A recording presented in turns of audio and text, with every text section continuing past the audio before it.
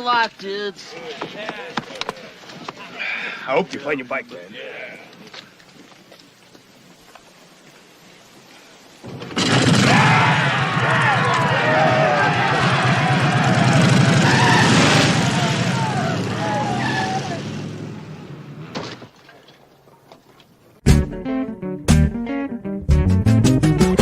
Hello, everybody, and welcome to MACHTAILS from the Cantina Live, episode number 45. On tonight's show, we have a tribe of MACHTAILS from the Cantina show producers. Hello, boyos. We'll be covering a wide range of topics on tonight's show. Stay on target. We're too close. Stay on target. It is I, Chris Macht, the captain of this train wreck, and also the documentarian that brought you the Force Among Us, the Force Within Us, the Walkers Among Us, and the real fans of the saga. Sit back, crack open a cold one, smoke if you got 'em, and we are live inside the Wampa Cave.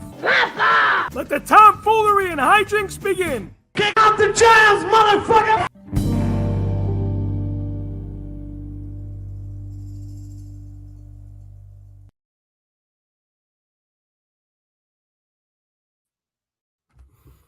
Hello from the bullpen, not from inside the Wampa Cave.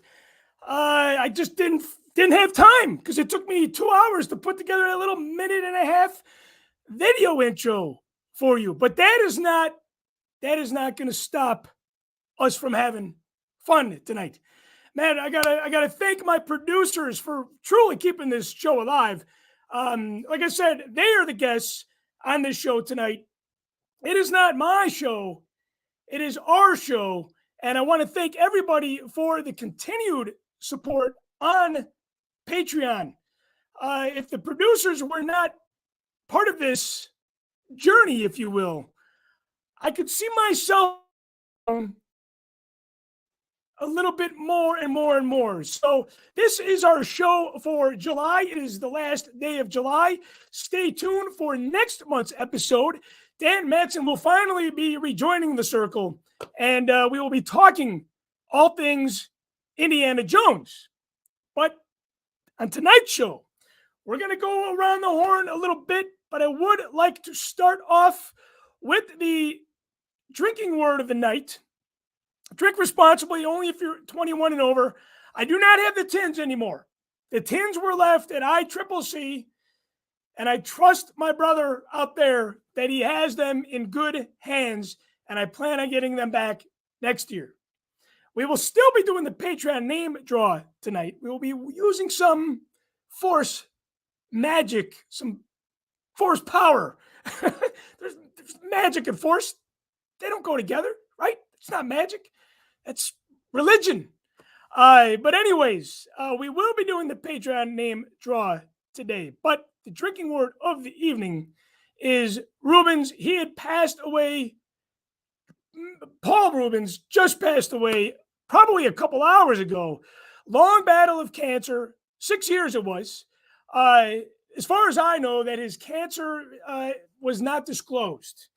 But I want to share some very positive thoughts about him. He is kind of part of the era, for me anyway, where Star Wars was kind of starting to fall asleep. His movies entertained millions of households. And he had a TV show, Playhouse, all the movies that he did. And it's sad to see somebody like him fight for 6 years and lose the battle in a very unfortunate way. But we will be talking about some positive things on this show as well, such as some memories of Paul Rubens. But without further ado, I want to bring on my show producers this evening, Mr. Matthew Rooney. Hi, everybody. Mr. Matthew Rooney has a little bit of the night off. I'm going to man the ship from back here as much as I can. He's got some show and tell items. We don't have the visuals like we usually do, but we have visuals that we can actually physically hold in our hands. At least Matthew can. And then Cody Moore, Cody, welcome back to the show. I know you don't always get the chance and opportunity to join us, so I am honored by your presence. Yeah. No, I love, I try to make it to the live shows as much as I can. I think the last one I dropped in on was for Celebration. Yeah, Remember, I all was the way walking from around in the street in the dark. Yeah, that was an awesome MACHTAILS exclusive there because we had you live from the UK, and that was a special treat. So welcome back to the show, and somebody that is not a stranger. He's producing now for quite some time, and he's got your hands in a couple different things, Ian. You got the Dan and Ian Have Questions. You also have the new podcast that you're working with a lot of the heavy metal musicians in your area. Yeah. About to launch that. So thank you for taking time out of your busy day to join the show, man. Yeah, no, thanks for having me, man. It's great to be back. It's always good to have you, and I know you said that you didn't want to stuff the hen house. yeah. Get too shoulder to shoulder in the chicken coop. Too many cooks in the kitchen. Whatever all those sayings are. Yeah, but unfortunately, our brother Andy from Miami was not able to join us this evening because, man, down in Miami, he gets pounded with some really heavy storms. Oh, yes. His signal is not very cooperative, and we've had him on the show a handful of times, and we always love having him on the show. But his signal sometimes is very, very in and out. Yeah, the storms are. Oh, sorry. Go ahead. Before we get into Paul Rubens, and I want to hear from you guys on this. What he meant to you guys, where he fits into your timeline of your childhood. But we just got hit with a couple tornadoes in the last month and a half, twice.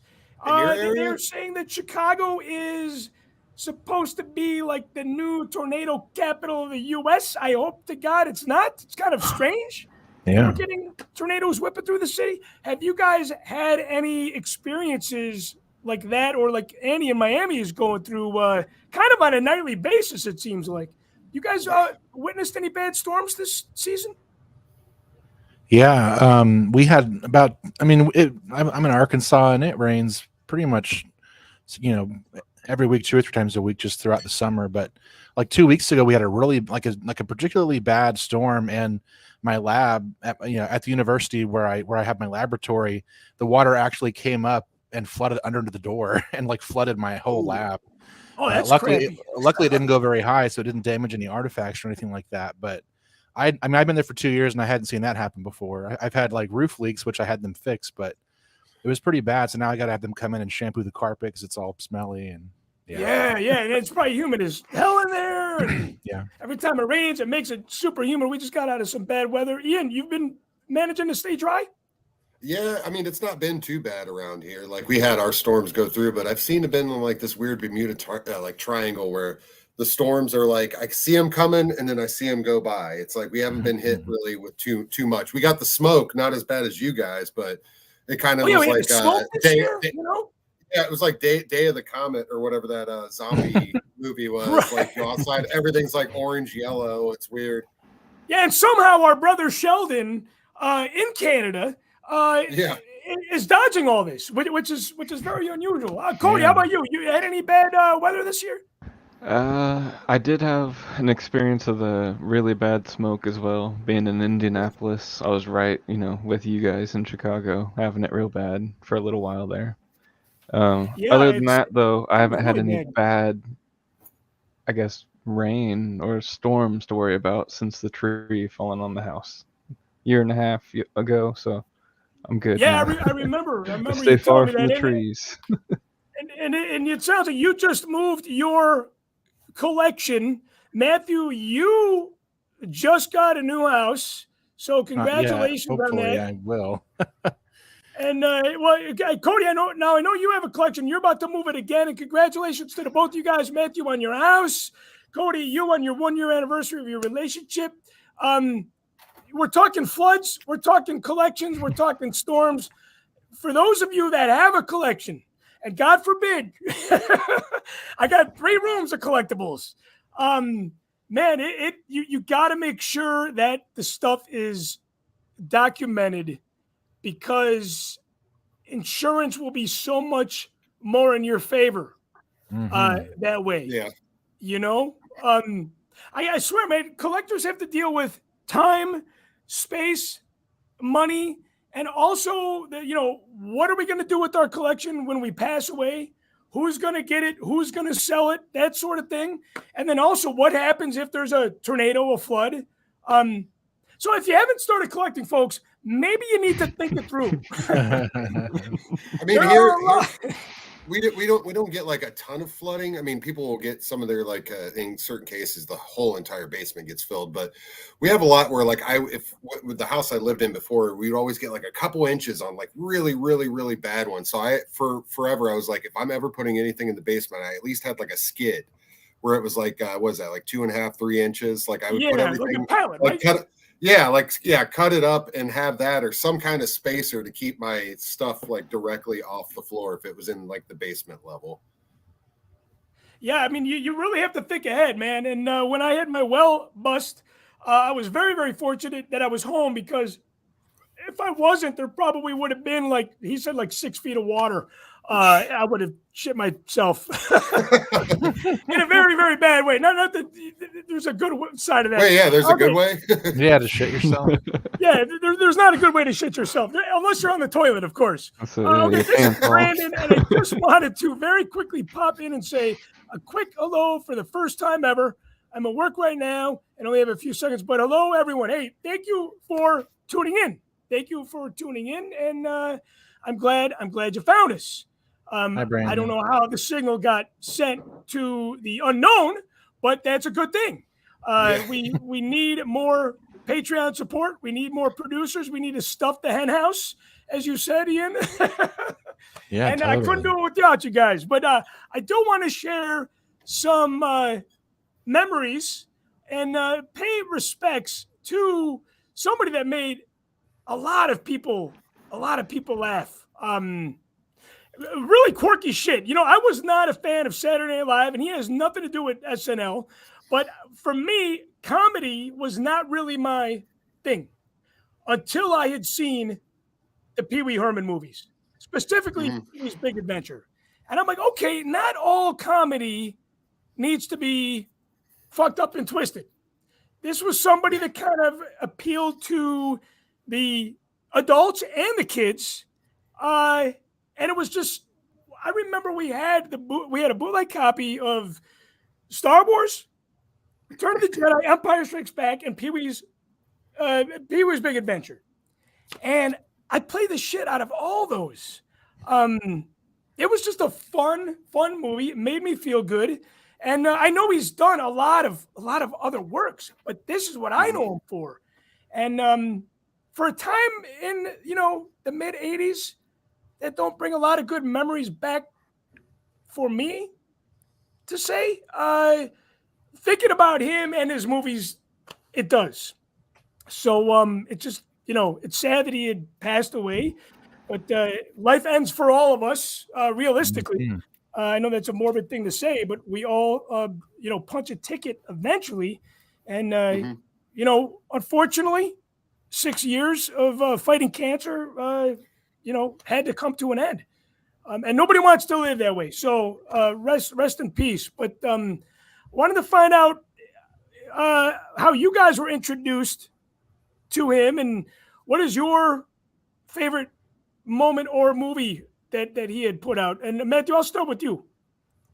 Yeah, well, I don't think I saw the films until I was a little bit older, as I was born in '83, and so I was pretty small when the show was airing. And it's funny because like my earliest memories of it are like my parents were kind of religious back then, and they were really particular about what we were able to watch. And like the other parents, like they didn't let their kids watch Pee-wee's Playhouse. It was like forbidden to watch. And so like my earliest memories are of like me and my friends like kind of watching it like secretly, like we weren't supposed to be watching it. And so, but I was into like Python, like Monty Python. Even when I was young, they would play it on PBS like right in the middle of the day, and that was one of the channels we were able to get on our antenna. So I'd watch that, and so I had a pretty good mind for comedy, and so I enjoyed that too. I kind of saw it as like sort of more like kid friendly American version of something like it's like some kind of a variety show like that. And so I really enjoyed it. And then I saw the films when I was older, I think maybe in the 90s. And I enjoyed them then too, but mostly it was the show, I think, when I was a kid in the 80s. Cody, how about you? I know you are a little younger than us. Were you introduced to him at what age?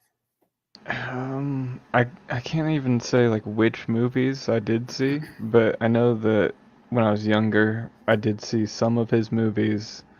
Kind of in that same era, I saw a lot of Ernest movies as well, so Oh yeah. it kind of all blended together for me. But I'm sure that I saw, the first movie at least. I know that I didn't watch any of the TV show at least though. But it is definitely sad that anyone, has to deal with cancer. I've had family members have to deal with it too. So I think the thing about Ernest was he was probably, I would think he was probably heavily inspired by Paul Rubens because they kind of had the same feel. They appealed to both, the adults and the kids. And he came, the way that I see it and the way that I understand it is that he came a little after Paul did. So he might have, I'm sure Paul Rubens inspired a lot of people that were introduced to him as kids that went on to do something that was crafty, funny, comedy related. There's nobody that could have an impact like him, or I should say there's nobody that can do the films that he had done and not have an impact or inspire anybody. Ian, you have anything to chime in on this one? I mean, yeah, like it was, it was shocking to, of course, like hear the news because I saw through, our friend group and everybody at first was like, is it a hoax? Oh, it's a hoax. No, it's not a hoax. Wait, is it a hoax? So it was that back and forth, like, what's going on? And, but yeah, he was a big part of my childhood. I mean, I was born in 87, so it was right in the middle of that show's popularity, height of popularity. But I mean, yeah, to this day, I still have the stuffed posable Pee-wee like up in the collection. Oh, I think he's got a beer in his arms right now. It's been that way for a while. Yeah, that's awesome. Yeah, there was probably a plethora of merch that followed Pee Wee Herman. Oh my God! I never had any collectibles, but I always wanted that fucking bike. Yeah. I mean, our friend Barry Harmon, he was posting pictures. He's got like the full Playhouse set with all the figures, everything. Of course he's Barry. He's got everything. But yeah, it was really cool to see. That's very Barry. I should have very Barry. And we know Barry from Sega Bits, the Babu Freaks, and of course all the mocktail art that we've done, that he's done. Mm-hmm.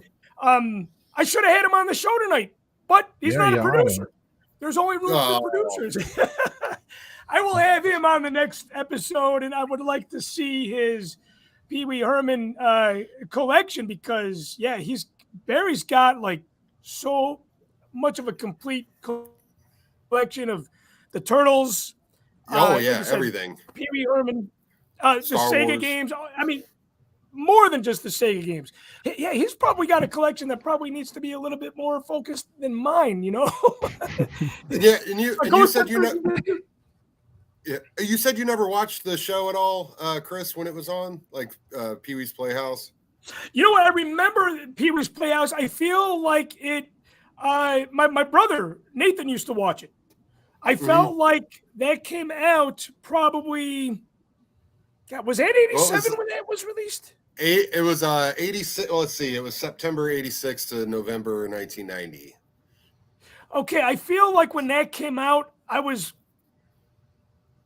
had already moved on a little bit from the show because I felt like the show was a little bit more targeted towards the kids, where the movie was maybe more well-rounded for the adults, the teenagers, and the kid.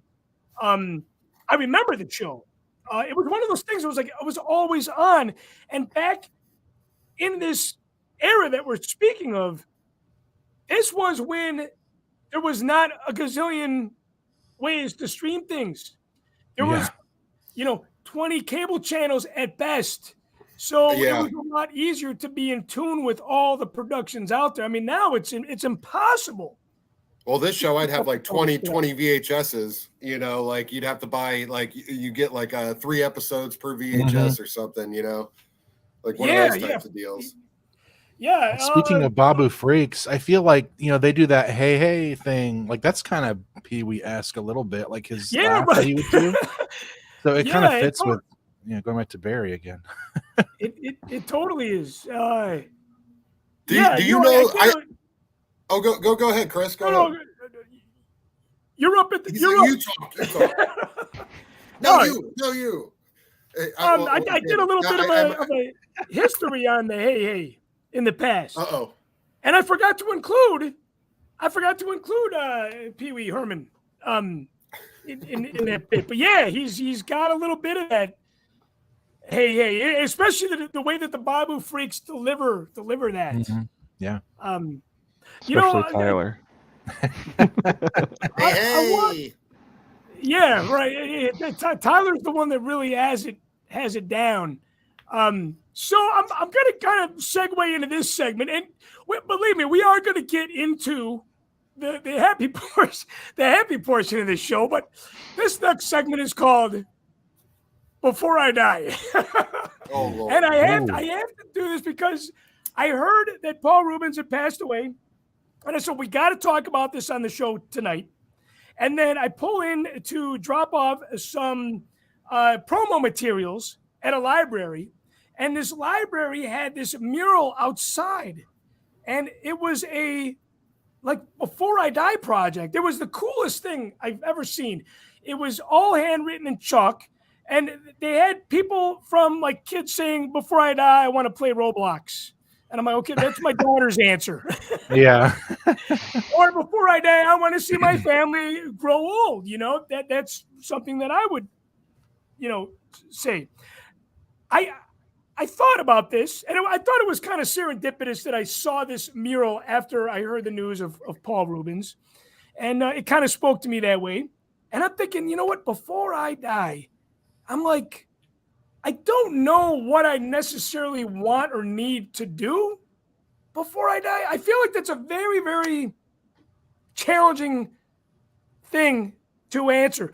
What I don't want to do is I don't want to spend the next 20 or 30 years organizing and moving my collection.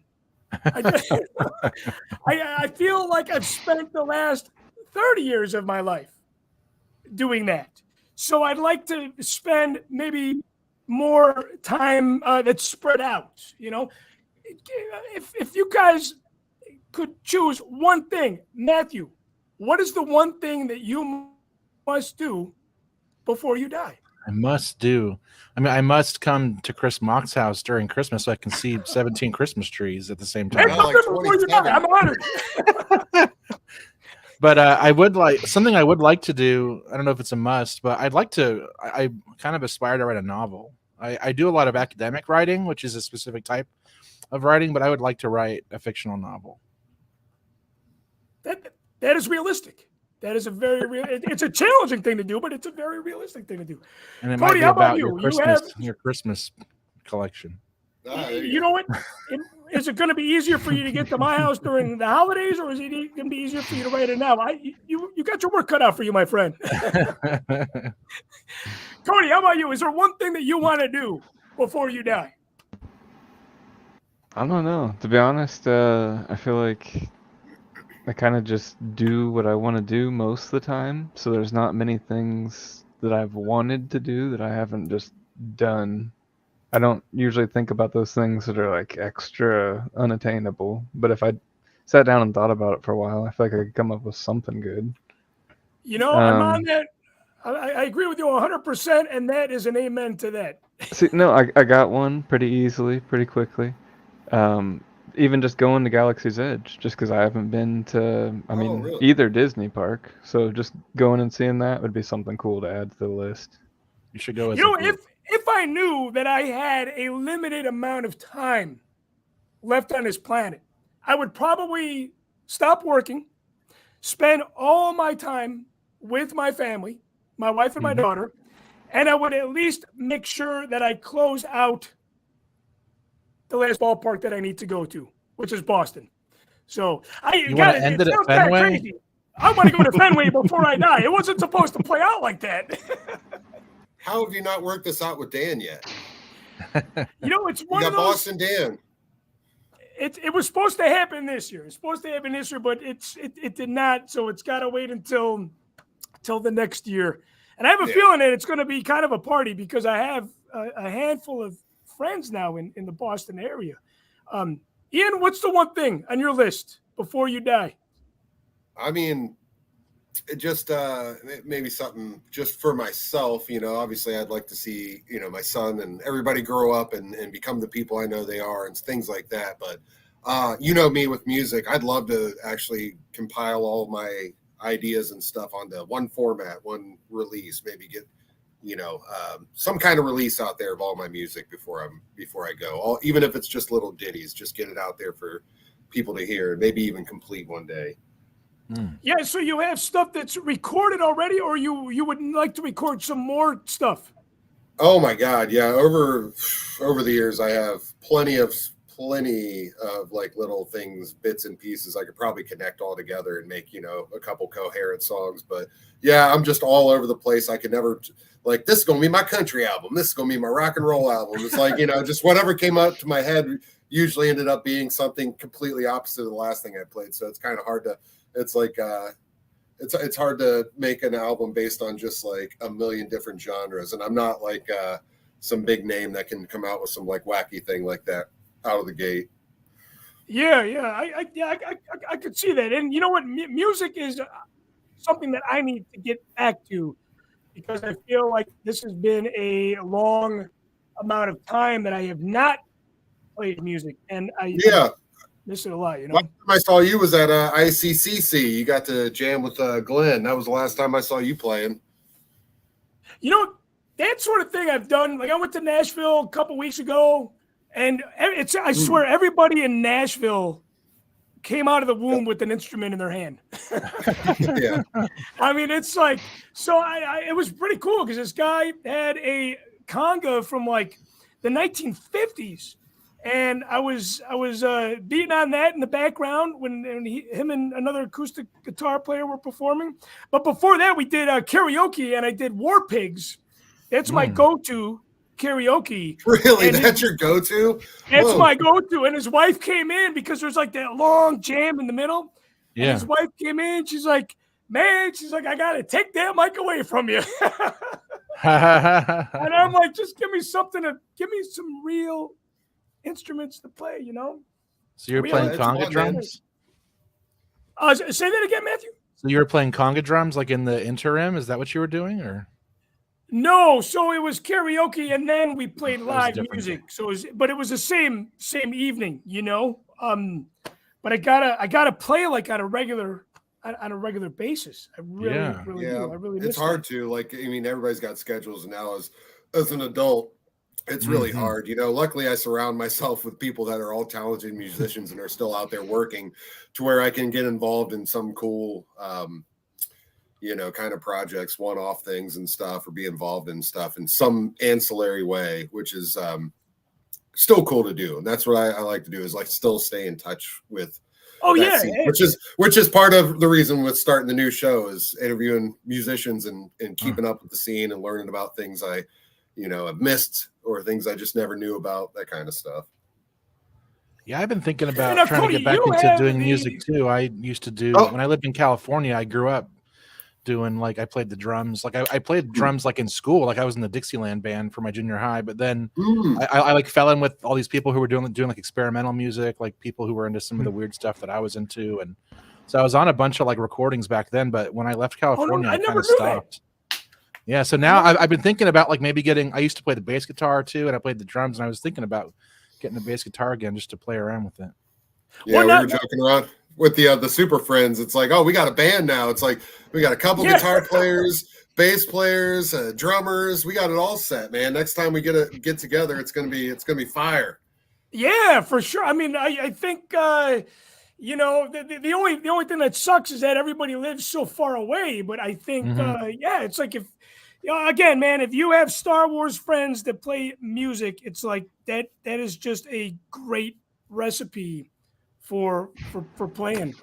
So Matthew and Ian, we have to jam at some point. Yeah. You know? What about Cody? What about Cody? Yeah. I'm more the type that likes to, like, for example, this past New Year's, kind of just, you know, be on my own wavelength, maybe tripping and just listening to some music. You know? There Yeah, you we go. need people like that. I wouldn't have pegged you as that sort of dude. We need people like that. Otherwise, there's too many Chiefs and not enough Indians. Now, Cody, one of the things you do is you got the video game platform on the social media. Where and when did you first get into gaming? Where did it Oh, start man. for you? Probably, like, I mean, I was pretty young. Like,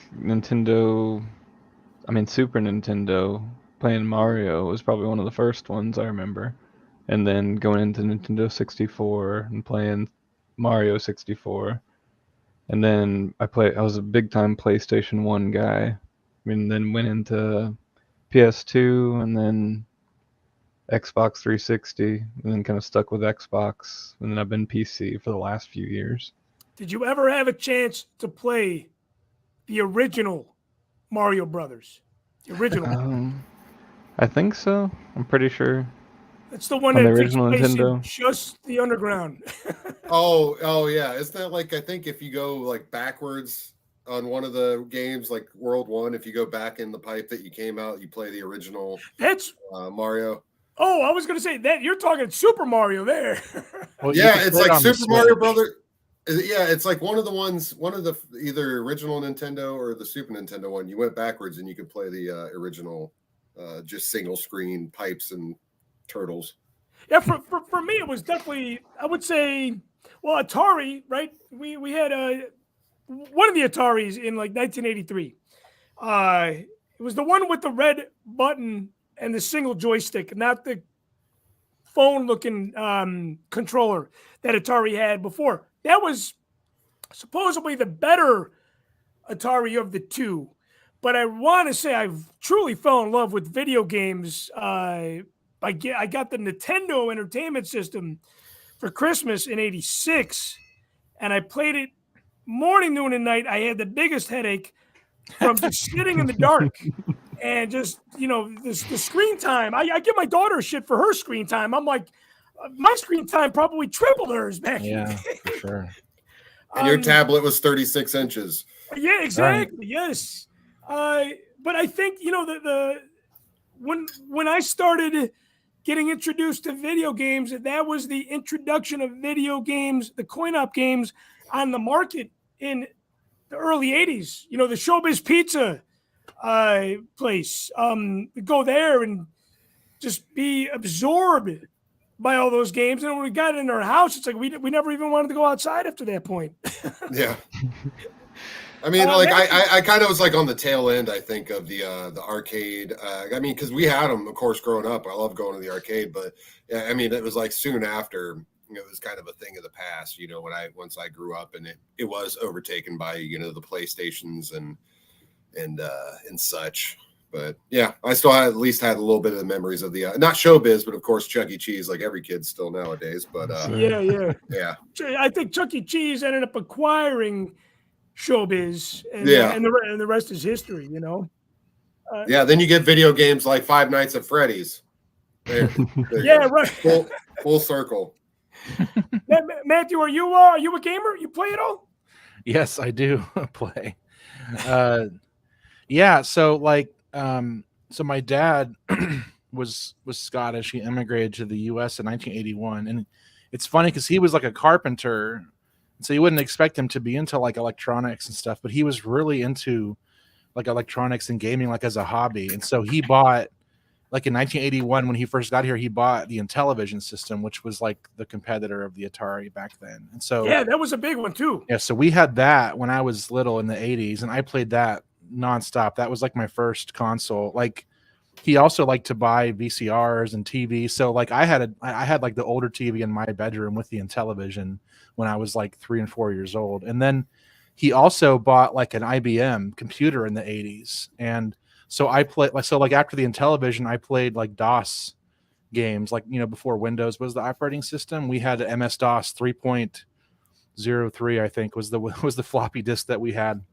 And so my dad would buy these DOS games on floppy disk, the big, the 5 1/4 inch floppy disks, and I played that all the time too. He like bought a joystick to go with it for the computer just so we could play games. And so I had all that like way before Nintendo kind of came about. And then of course I got Nintendo, and I actually so this is the show and tell. I grabbed some of my old stuff because I have some of the old things. So I got at first I was playing those games, but then I started playing Japanese role-playing games. And so I still have, I don't have the cartridge anymore, unfortunately, but I still have the box from the first Final Fantasy game. It's funny, like my dad remarried, and my stepbrother had this game, and you could only have one save file on it at a time. And so I wasn't allowed to overwrite his save. So I would go there on the weekends and I would start from scratch every time I visited and play. So I never finished the game back then. I only played like maybe a quarter of the game because I had to start over every time. But I still have the original like Zelda game with the cartridge. I even have like the map in there, which the map they like left it, some of it blank so you could fill it in yourself. And so I have a map that I wrote on as a kid in there. And nowadays, like I'm a really big fan of those Japanese role-playing games. I play a lot of them. And now you can there's like people online who they take the old games and they do like translations of them into English. There's like games that, we never had here back then because they weren't released in the Western world because they were, not popular enough. But so like now you can go on Etsy. I have like these older games, and like people even make like boxes custom to put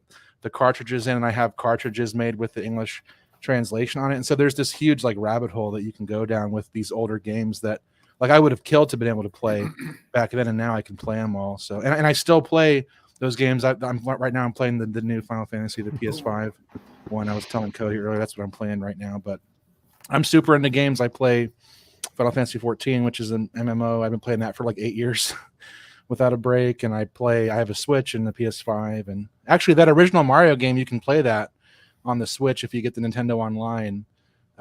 Like they have like a little, like you can download the old NES console games if you have the online, and you can play that original Mario, like not Super Mario Brothers, but the Mario Brothers one that Chris was talking about, which is pretty fun.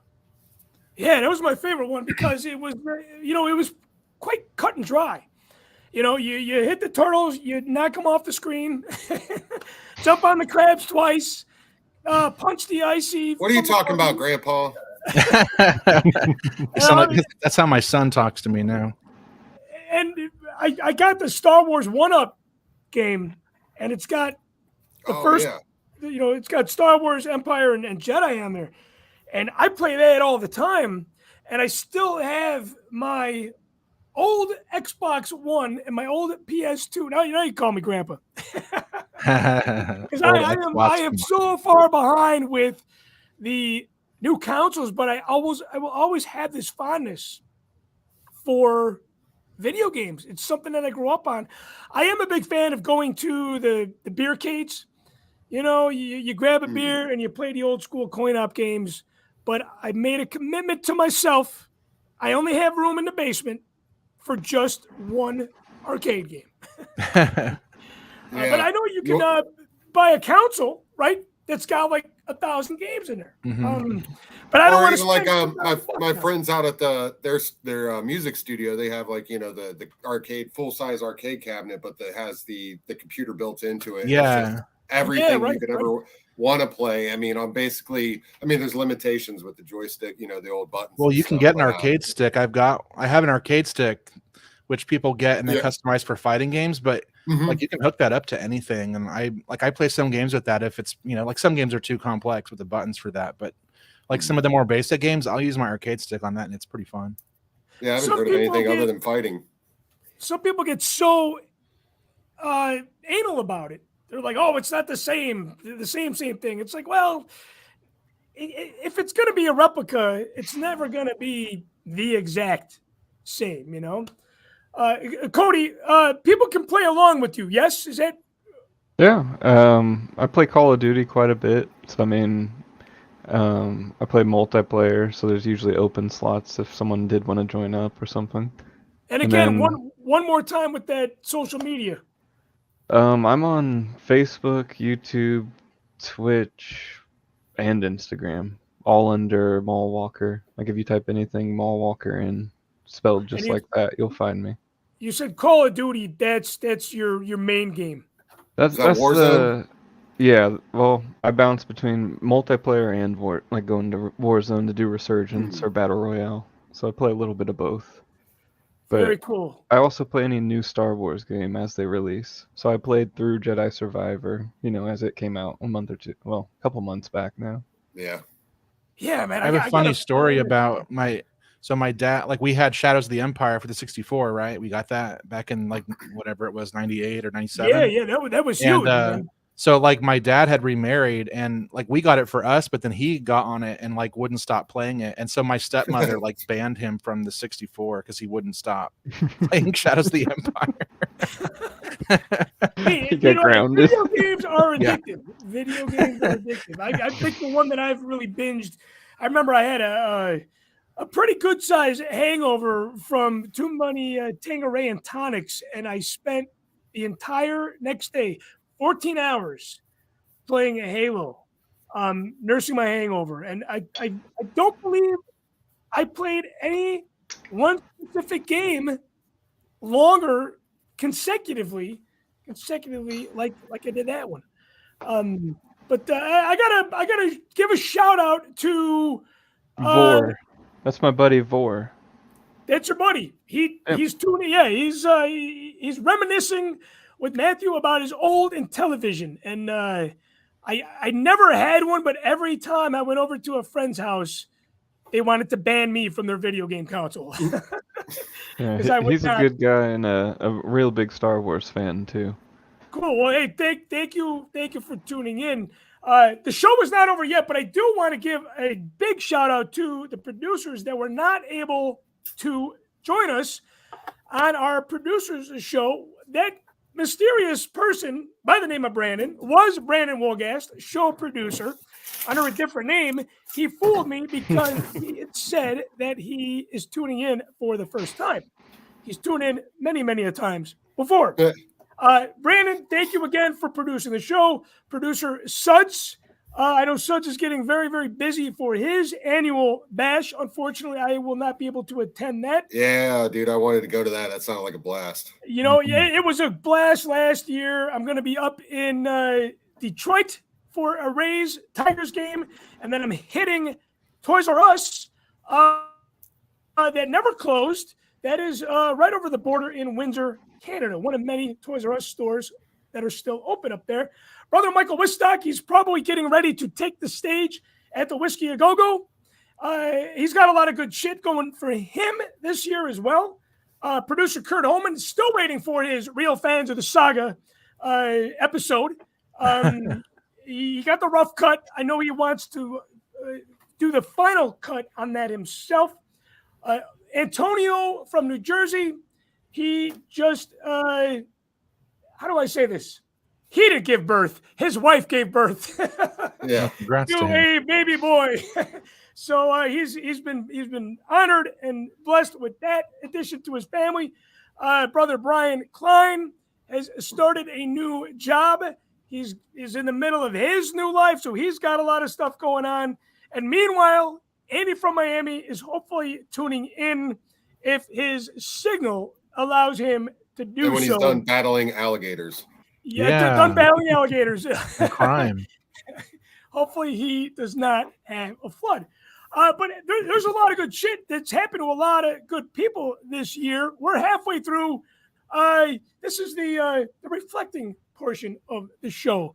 Ian, what is the best thing that has happened to you in 2023? And would you say that it has been a good year so far, or or bad year or mediocre year? Where you at with 2023 so far as we're halfway through?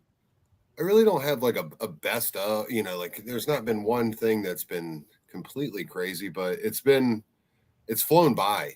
Like that's the one thing. It's just here and gone in like, a second. It seems like I tell somebody I'm going to get back to them, and then it's a week later, and it's like, oh crap. But yeah, no, it's just this is the year of just kind of going and doing stuff. That's my main thing. Is yeah, Jimmy. Yeah, what are you smoking? It's incense, man. It's incense.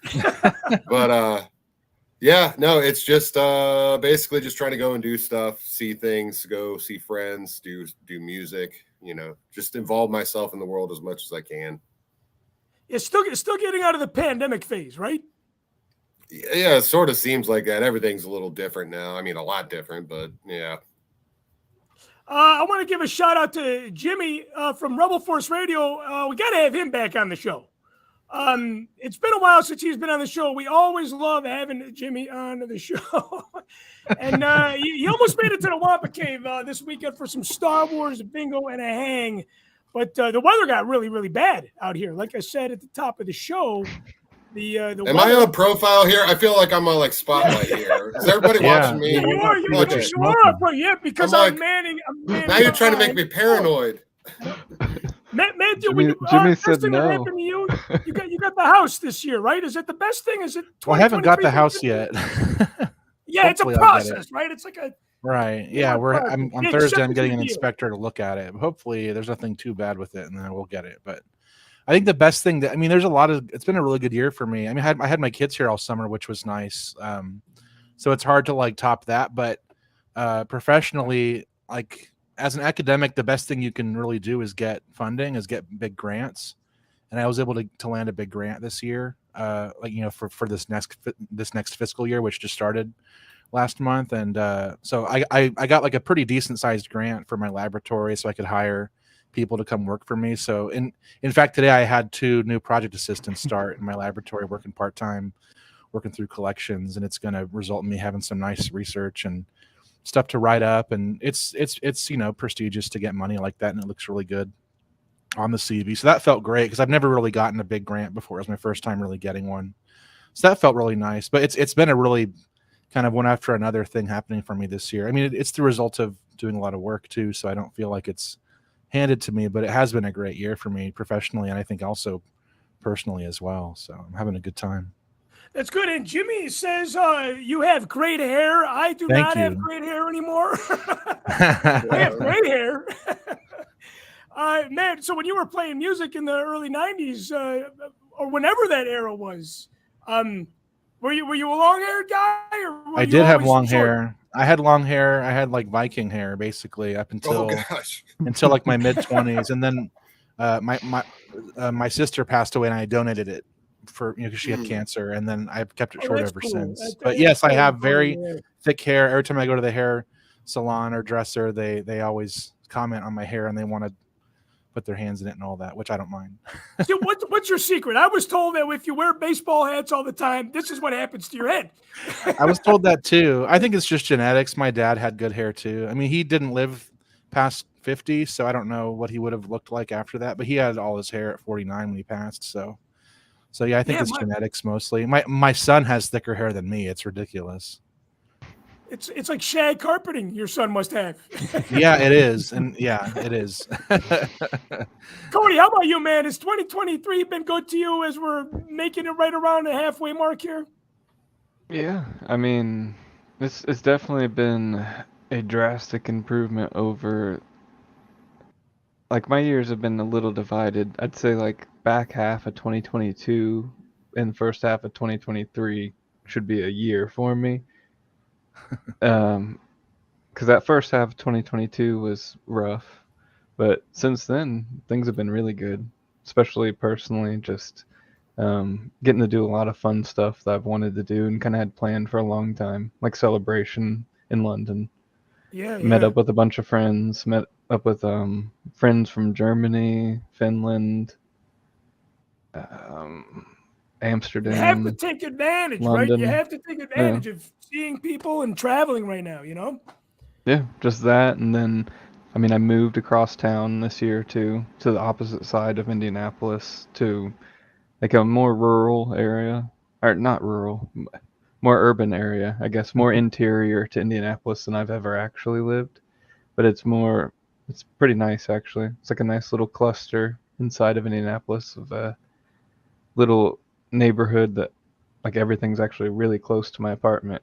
Almost walk to everything, but it still feels not as big city as you would expect. Yeah, yeah, convenient, right? Hmm. Convenient And and nice. quiet. Big city feel, but quiet, right? Yeah, I You can can't. walk over to the diner and eat breakfast, walk back to my apartment. Yeah, I Awesome. cannot. I cannot walk anywhere without spending at least an hour. I can't walk to my backyard or the length of my backyard within an hour. It's but it's quiet, which is good. But I got to do something about the car situation. Oh, she's got 233,000 miles on it, and she's falling apart faster than the Millennium Falcon. So time will tell. Hey, I want to close out the show with some. Okay, now when Suds watches this on the playback, he's laughing because he said this is the start of the final question. But there's always Okay. one question that follows the final question.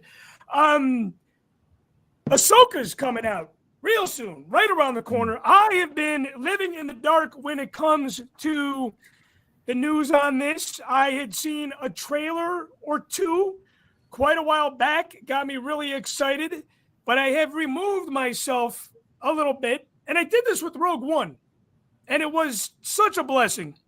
It was such the right thing to do. Stay away from all the bullshit, all the rumors, I just want to see it, and I want to zero expectations and get blown away.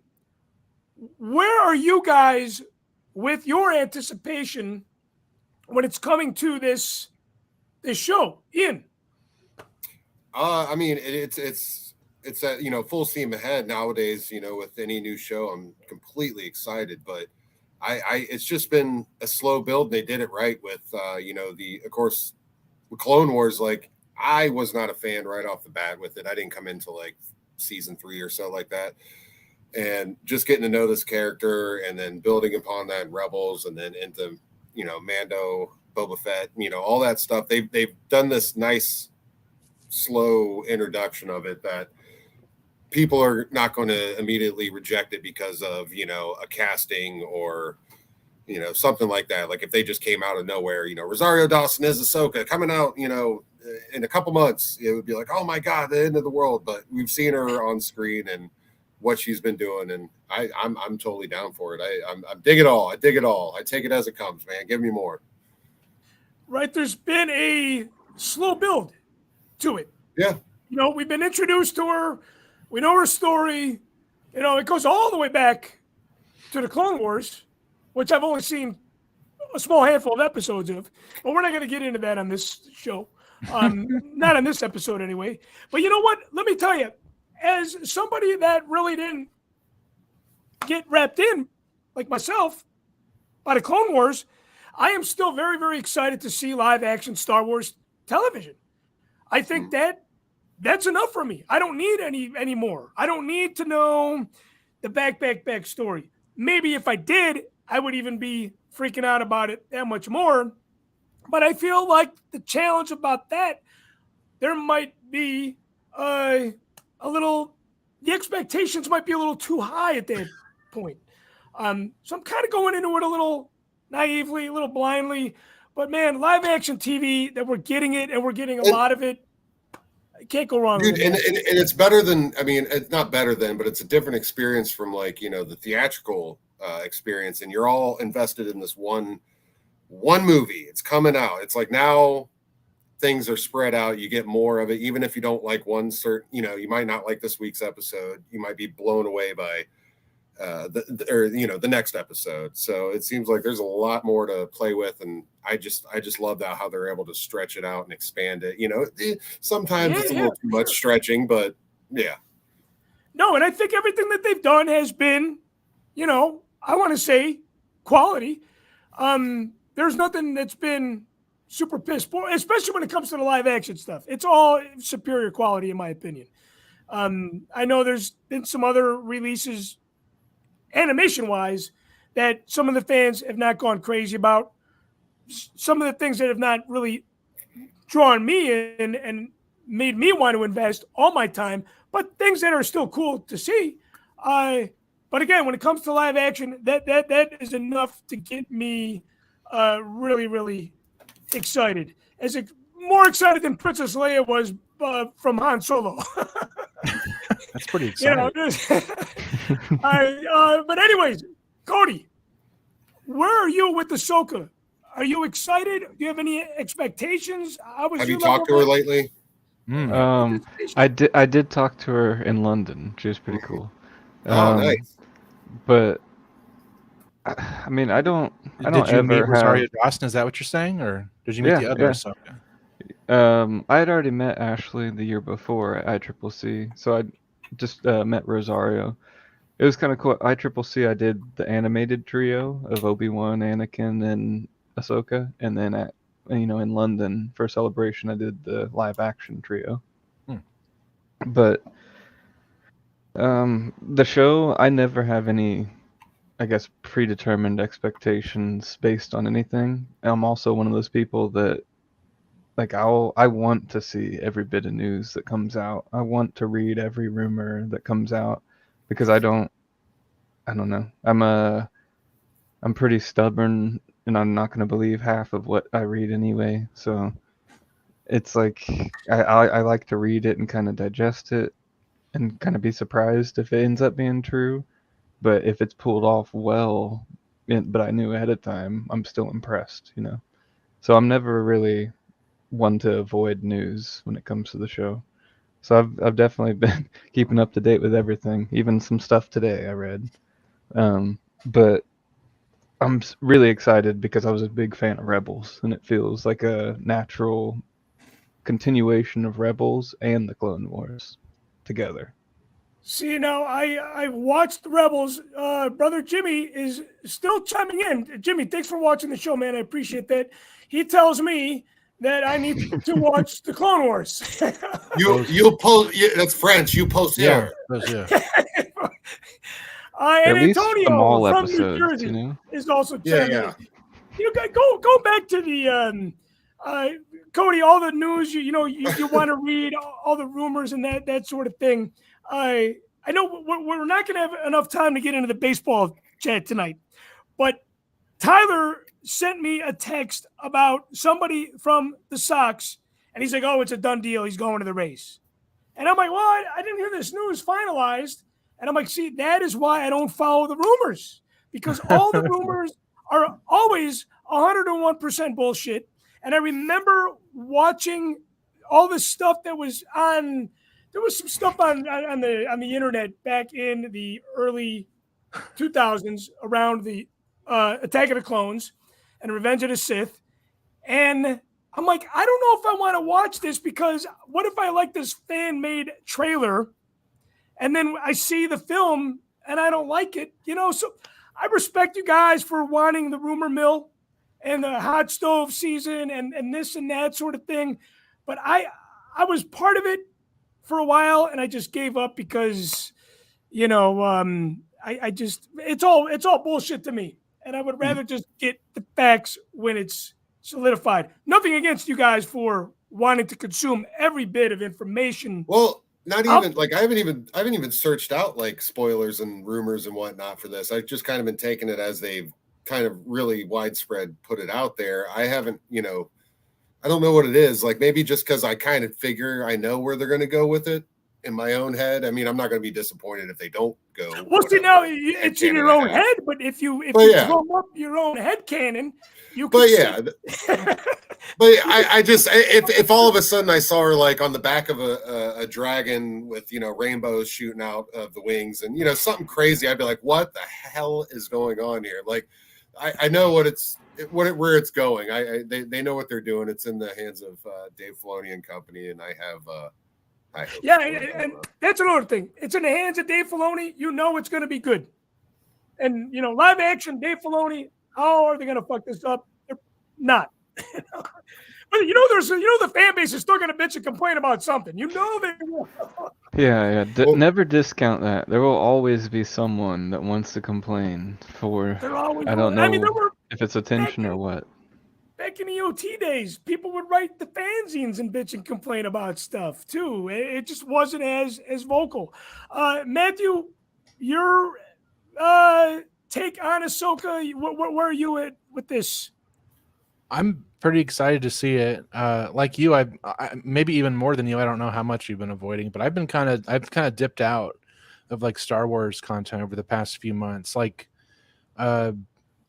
I just made a choice at some point that I didn't want to see people's responses to it that much anymore. I just wanted to kind of watch the stuff and enjoy it for myself. And I kind of like I was trying to keep up with all the comic books and the novels, and like a lot of the stuff isn't very good. And so I decided like I'm not going to read everything anymore. I'm just going to read something if it looks good, and I'm not going to buy everything anymore that comes out because just I've been so disappointed with the comics and the novels. And so I've kind of dipped out like since about March.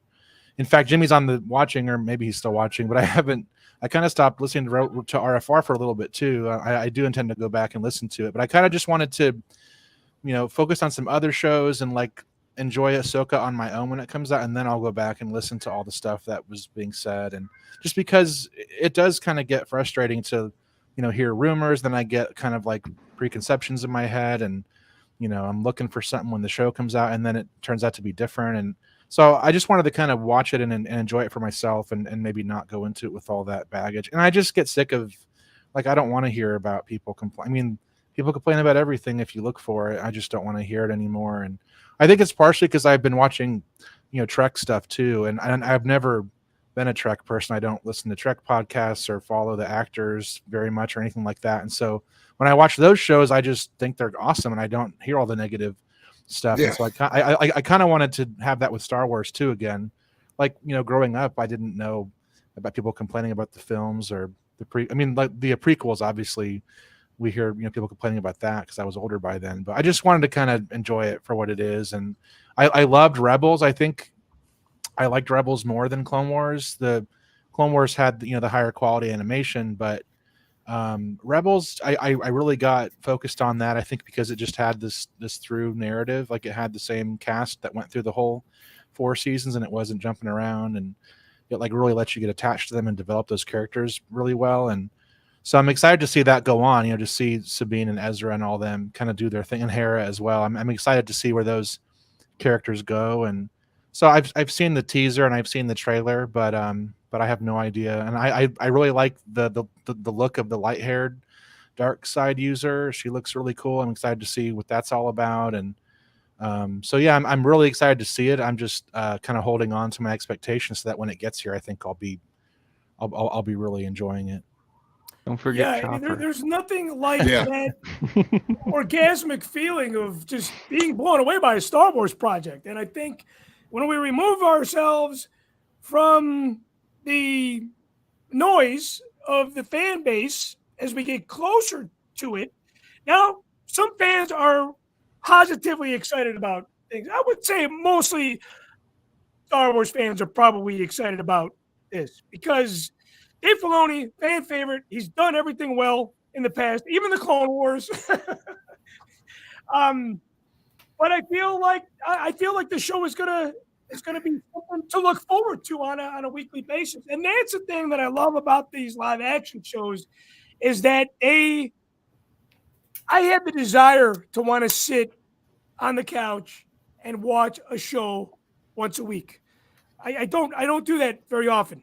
I seem to be the odd man out when it comes to television.